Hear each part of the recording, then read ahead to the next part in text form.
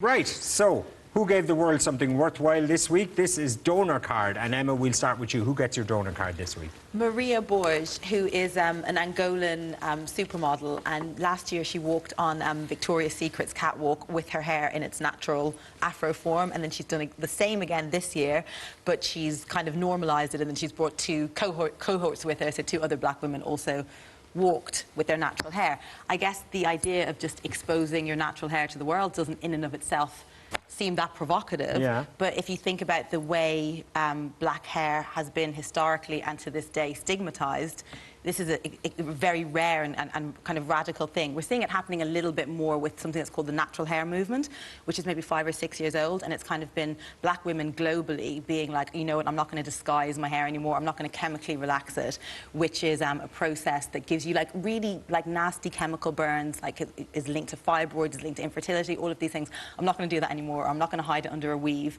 I'm just going to kind of wear it out. So black women were taught to be ashamed of their hair, yes? Oh yeah, absolutely. I guess like so when I was growing up, the way my hair looks now is requires kind of an expertise and products that were not available to me in the 1980s and 90s in Ireland. Yeah. And also, if I had my hair kind of like picked out in an afro, just in its kind of like in its very natural texture, I probably couldn't walk down the street like kind of unmolested. Like my enduring memories of being a child here were people literally just like amazed by my hair, not really in a positive way either. People just being like, oh my God, look, Jesus, look at that, look at her. People would come over, they would just touch my hair, talk about it to each other as though there wasn't like a human being connected to it.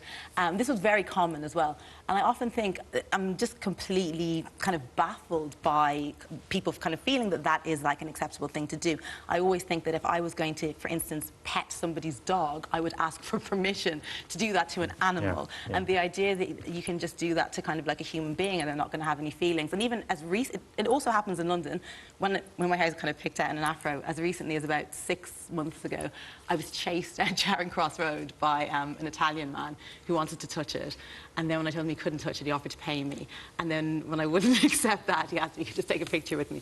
So there's just a lot of kind of... Does that make you feel kind of objectified? Yes, absolutely, yeah. Absolutely. And because it's something I kind of experienced like from my childhood as well, there's also like kind of a level of trauma. Yeah. But it's not even just about subscribing to kind of like certain beauty ideals. It's also often you are told that you cannot be in a certain environment with your hair kind of in its natural state and that you have to straighten it. And there was those recent protests in Pretoria in South Africa. When you think this is happening in South Africa, it's kind of mind-blowing as well. Yeah. But where little girls protested because they were saying, we don't want to straighten our hair. We want to just like leave our hair as it is. Can I ask you what you think of Michelle Obama? Because I know I've read, I'm going to mispronounce her name, Chimamanda Adichie. Yeah.